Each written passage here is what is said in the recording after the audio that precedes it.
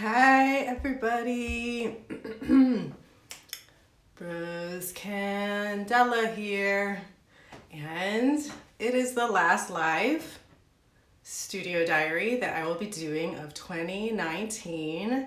And today's edition is super special because I asked you all to submit questions to me that I will answer today, and I have some really great questions that came in, and I really want to let you know, if you're watching this afterwards, when I ask for questions, I mean it. Like, don't think that there's someone else in line in front of you, or that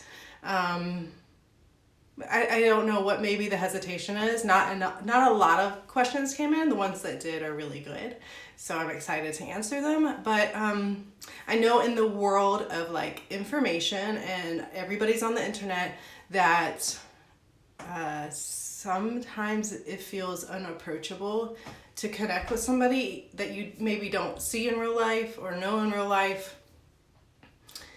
Even though this is real life, it's like a simulation of real life. We can get into that another day. But I just want to remind you, dear one, that if I am inviting you to ask me a question, please do. I'm here for you. I am really committing back to connecting with you individually, because it's really important. And I'm not a big influencer or huge public figure that can't actually talk to people.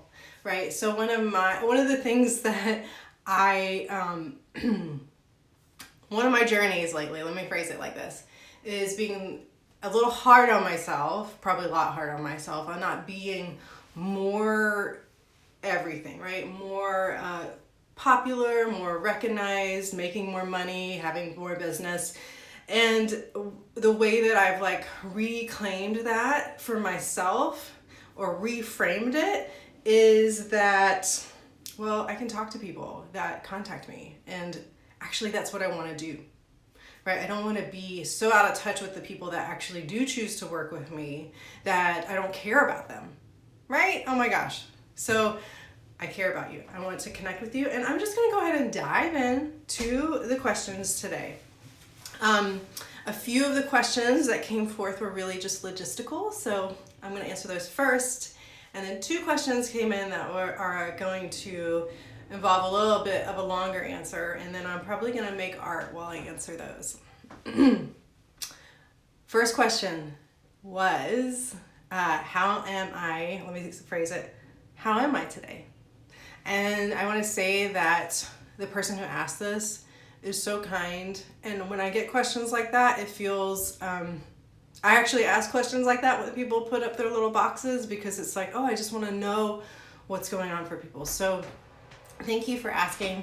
I'm good. I'm feeling healthy. I had most of October and November chasing cold after cold. I had strep throat. So body, I'm feeling good. I was having some issues last week that had to do with my body. Not ready to talk about it as a story yet, but it really reminded me how frequently when something's going on for me, with my body maybe not functioning in a way that I want it to, that I often go into this frame of mind that's like, oh, there's something wrong that I need to fix. So that experience last week, which you may have noticed, I was writing about having a hard time and all this, that experience last week really reminded me that that's a growing edge for me, meaning that it's a place that I can reconnect with myself to remind myself that there's nothing wrong with me. Yes, maybe sometimes things need to be addressed or tweaked or looked at. So it was a really big learning lesson, hopefully the last huge one of this year, so I can just have a couple weeks of assimilating into what the information and wisdom I've gained lately. So I'm feeling good. I've also let go of some perfection around this time of year, this need for perfection. And let me tell you what I mean by that. Need for perfection has nothing to do with anybody else. Really. It has to do only with me. And what I perceive then will be this gauge that if I can fill my tank of perfection, then I can go and live my life.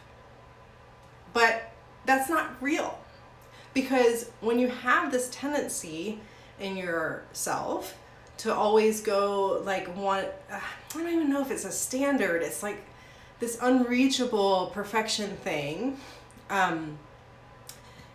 that you never can fill it, right? It's never enough. And that's kind of my whole life as well. It's a strength of mine because I see details, I remember things really clearly, I research a lot to learn the standards of other people, of how other people have lived. And then I hold myself to an imaginary fuel tank level that I have to get at before I can live my life. So I'm letting go of that a little bit this season, and it's made things so much easier for me because I can just be in what I'm in and get to what I get to, and then I'm not a frazzled mother, I'm not a frazzled wife, and most of all, most importantly, I'm not feeling frazzled internally. So that's the answer to that question. Thanks for asking it. I went jogging this morning in 20-degree weather, so my nose is running. I'm trying to see if I have a hanky in here. I don't. So just excuse that. You may hear it in my voice. The next question I have is about what I'm listening to when I paint. What's my favorite thing to listen to right now as I paint, particularly music? And I want to answer that in two ways. First of all, I don't often listen to much when I paint right now. I crave a lot of silence, and I don't get that a lot in my days. So I often, if it's quiet, I'll just listen to nothing. And then if I listen to something, I often go to podcasts and TED Talks, so that this might be my side of me that likes to do multiple things at once, but also it helps me to focus. Music kind of distracts me, and it distracts me more than listening to a person talk, in terms of I get I want to get moving, right? I want to dance to it, or I want to leave the room. So but the music that I listened to this morning as I was prepping my office and getting laundry. Sorry, y'all, I was just getting a phone call, probably from a robot. The music that I was listening to this morning is Ocean. I don't know if you've heard of them, a duo named after the, I think, Caribbean goddess. Look them up, they're amazing. You would love them. To the person who submitted this question. So, 2 other questions came in, and if any other questions come in later, I will answer them in text. But first, actually 3, I had a question in real life from somebody about my studio setup, particularly my tripod. So I'm gonna actually take the phone off the tripod and flip the view so you can see my desk. And this is my world. This is my drafting table. Hey, Celeste. Good morning. And so somebody asked me about how I film. And so I don't know if you can see that, but that's a tripod, and it has an attachment on it for a cell phone. So, here. And I have the tripod angled. That's why there's a sandbag. Look at my desk. This is real life, y'all. This is not Pinterest worthy, but here it is. I have a sandbag weighing down the tripod so it can lean over the image and the painting that I'm working on. So that's that. And that if anybody has more questions, I would love to do maybe a demo on it. And I don't know if I have this set up correctly, but it is what it is. It works for right now. So I'm gonna go ahead and flip the camera down so that I can work on a painting while I answer these other 2 questions that are about the details of our inner life as creatives. Oh yeah, I didn't flip the camera down. Let me do that. Okay. So this will be like you are looking at what I'm up to from the other side of my drafting table. I hope that's even. I feel like my phone's about to slide off, so we'll see if that that does happen. Should be interesting, right? So here's a painting that I'm working on. I actually started it the other day, and I'm gonna go ahead and work on it while I answer this question. Beautiful question that came in. How can I give myself permission to leave things and change my mind without guilt?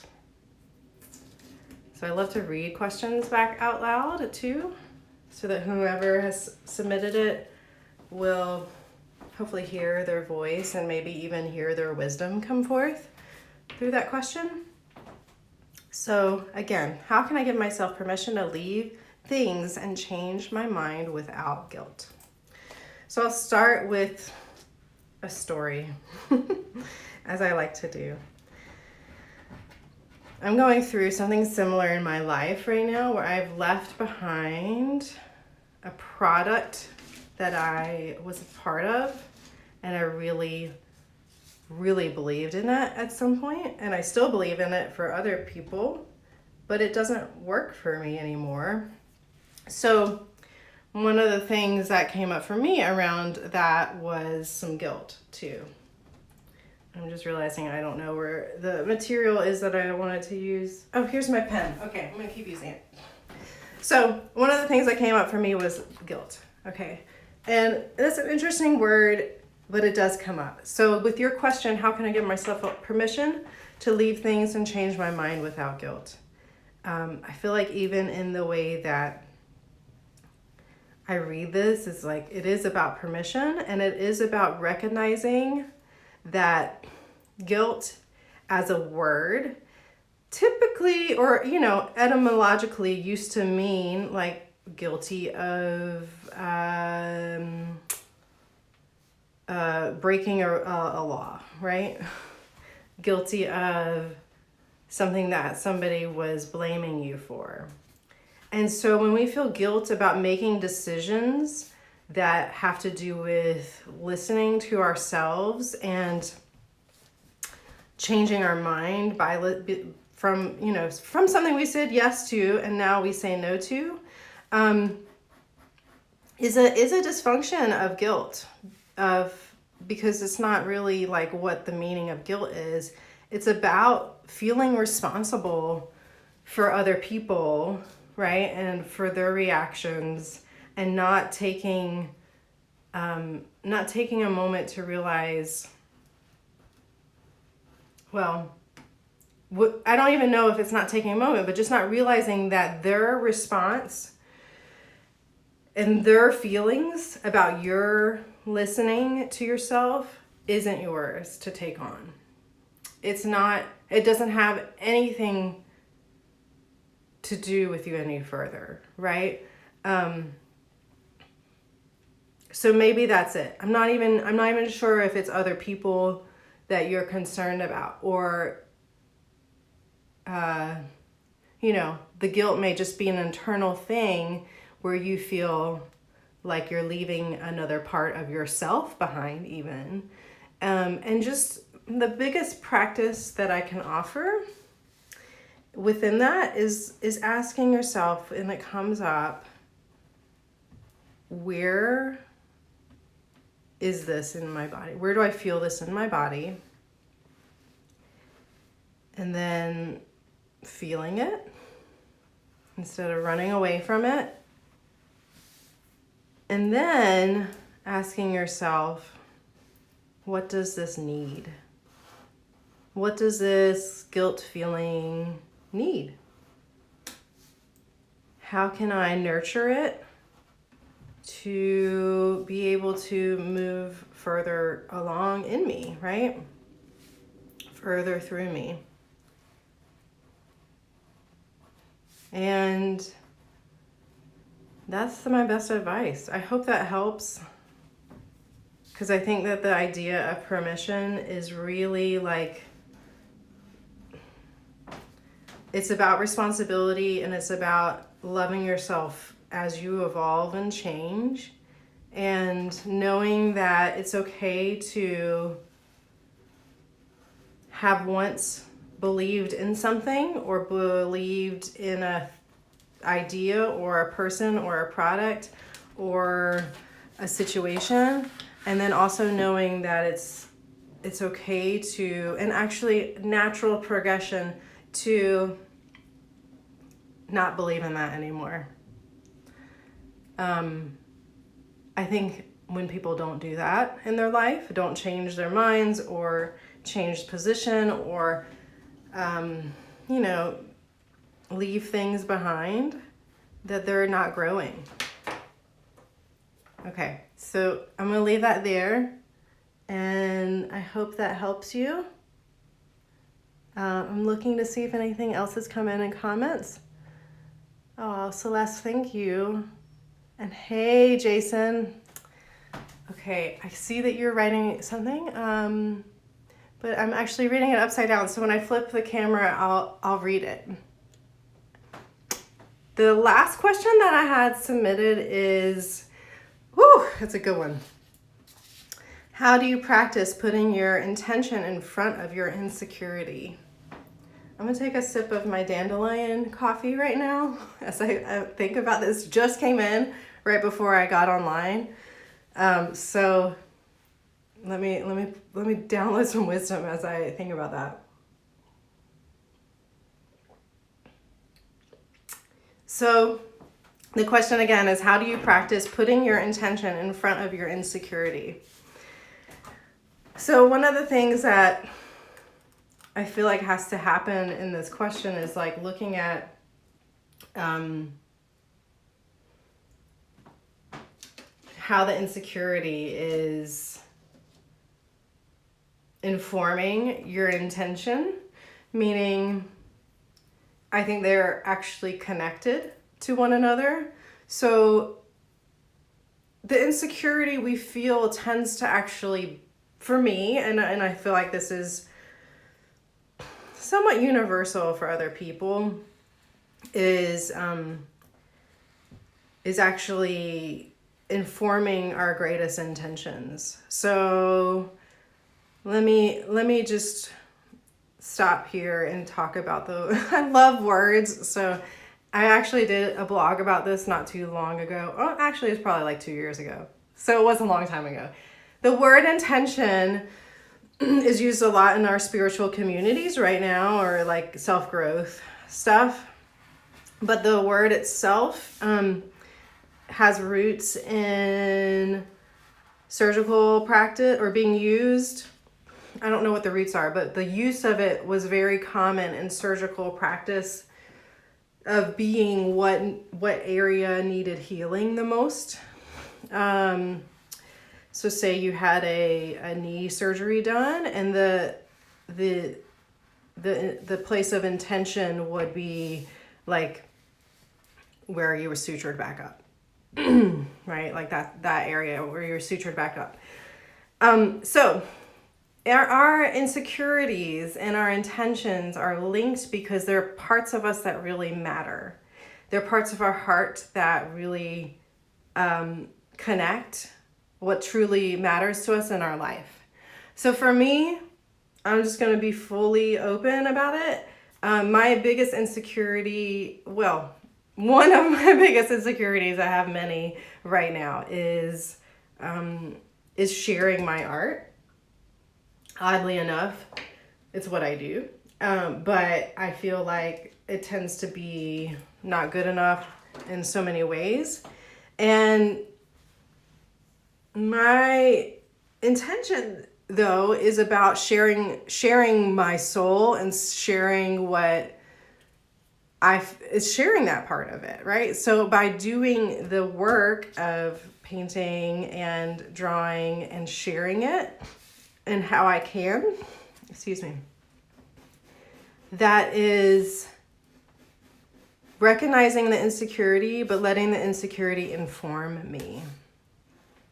Right? So a lot of people too that come to work with me have insecurity around failure or not succeeding. And practicing putting your intention in front of that would be kind of the similar practice of the question I just answered, which was like noticing it and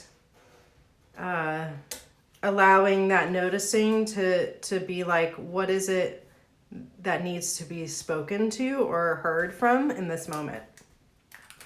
I hope that answers that. And I think that's all I have to say about that. I had a hard time actually doing my drawing and painting while answering because there's so much unspoken, I think, in the answers I get, and I have to listen a little bit. So again, does anybody have any other questions that's live? So I'm an artist. I know a lot of you who are watching know this, but I'm also a mother, and I run our household, meaning like I'm the schedule keeper for every collective thing and the individual things of a lot of us here. And my practice includes making art, but mostly guiding women to also feel that creative spark in them that they know is there, and giving permission. I think permission is a theme right now. Permission to do your work and not have to produce it into something bigger, not have to make it into a profession. And when I say do your work, I mean practice your art, practice whatever you feel like making, practicing intentions, having mindfulness in your life, and not commodifying it is kind of my thing right now.